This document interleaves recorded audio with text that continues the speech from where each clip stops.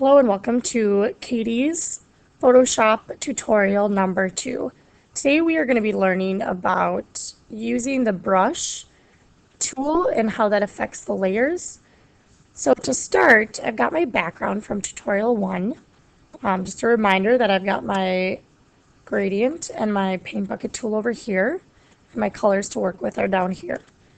So I'm going to use the brush tool, which is right up here. If I leave my mouse over it, it'll say brush tool, and I can also use the B on my keyboard to shortcut there. So with brush tools, I can come up here and I can choose a different size. I can choose a different shape. So we've got shapes that are, we've got leaves, grass, stars, sponge. We've just got regular round ones, and then we can choose the size and the hardness. And essentially what hardness means is if I were to go and switch my color so that purple is on top. If I draw a line across, you can see that is a very hard lines on the line. If I decide to make it fuzzier, or maybe really fuzzy, it'll look like that, or like spray paint essentially. But like I said, I can also choose different shapes. I can do a star if I want. I could stamp one star, or if I hold down and drag my mouse, I could stamp a bunch of different stars. So then I've got that.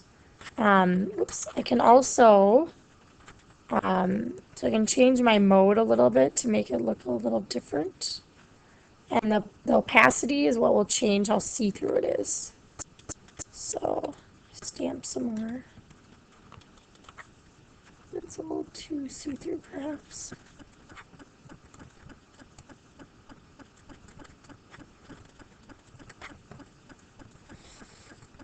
Oops.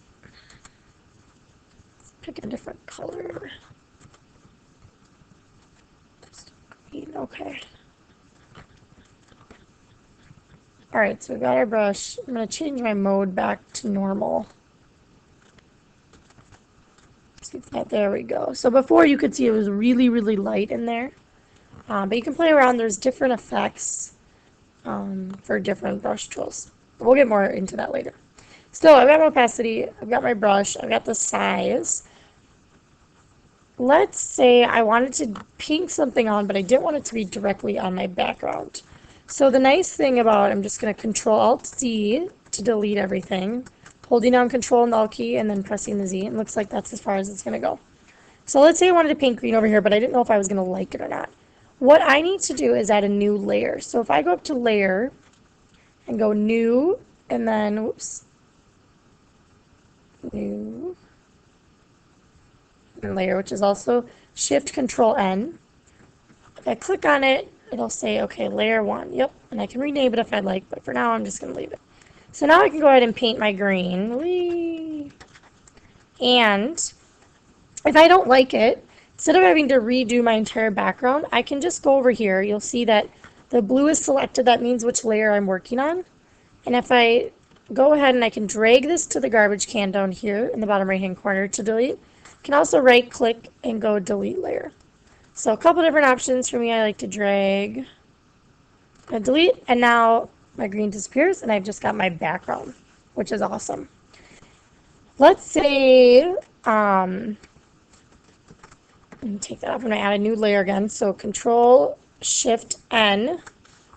So I've got my new layer. You can also go layer, add new layer. There's also the shortcut button down here next to the garbage can, which I'll add one. So I've got 2 now. And if I press delete, I think I can delete it.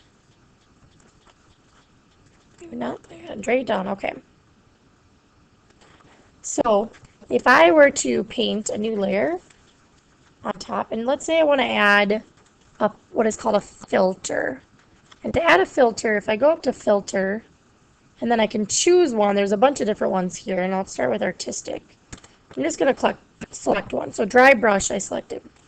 Now what you'll see is a bunch of different options, and I can kind of choose different ones, and it'll make my background look a little different. Right now it's only doing a filter on my green layer, but I can change that so it's on everything.